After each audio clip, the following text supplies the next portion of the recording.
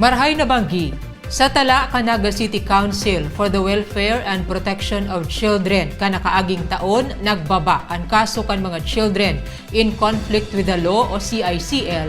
Alagad mas dakul ang kaso ni Children at Risk o CAR sa syudad hasta kan 2025. Ipigpahayag ini durante kan programang Marhay na Naga sa radyo natin 89.5 Naga kan Sabado.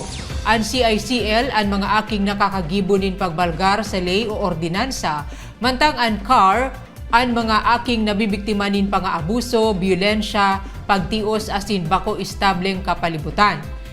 Pinakamagabat na kasong kinakaatubang kan CICL digdi sa Naga ang pananaksak. Sa ibong kaini, sigun kay Glyza Nasayaw ang Community Affairs Office Secretariat, bako question ang hababa o halangkaw na bilang kundi kung taano taigwaman girarainin mga kaso kaini sa syudad. Importante ang papel sa paghulma kan mga aki, enot kan magurang, eskwelahan asin kan bilog na komunidad. Aminado ni Nasayaw may impluensya ang modernong teknolohiya, partikular ang internet sa ugali kan mga aki ngunyan. Alagad kun ang konseho ang nahaputon, ipiga-abiso kaini na imbes totalmenteng ipagbawal, gibuhon sa nang kontrolado ang paggamit kan internet. Dapat magpuon sa magurang ang disiplina sigun pa kinasayaw. Dapat pigpapatuod na gamiton ang cellphone sa pagpatuninong o pagsuweto sa mga aki. Pigsyerto ni Nasayaw padagos na pigpapakarhay kan konseho, katuwangan iba pang ahensya kan gobyerno, siring kan City Social Welfare and Development Office ang Juvenile Intervention Program.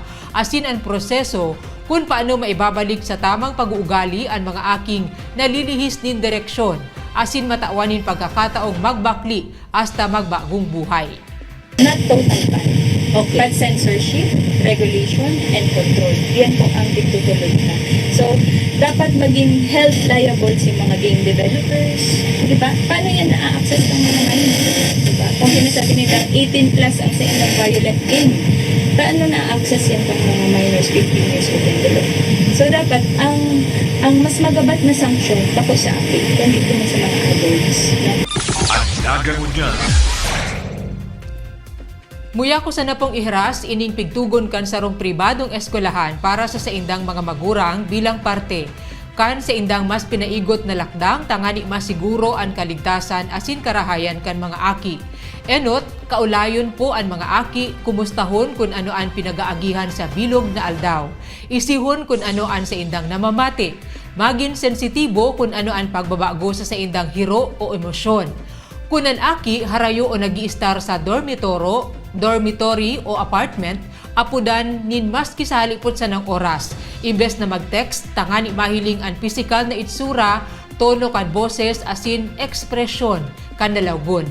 Regular man na riparuhon ang social media accounts kan mga aki, messages tangani malistuhan kung igwag bullying na pigsasapo ini.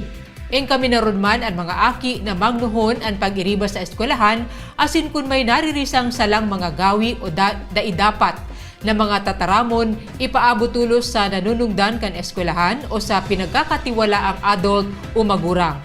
Hilingon ang mga gamit kan mga aki tangani masyertong nadadara sa naninda ang mga importanteng bagay na kaipuhan sa eskwelahan.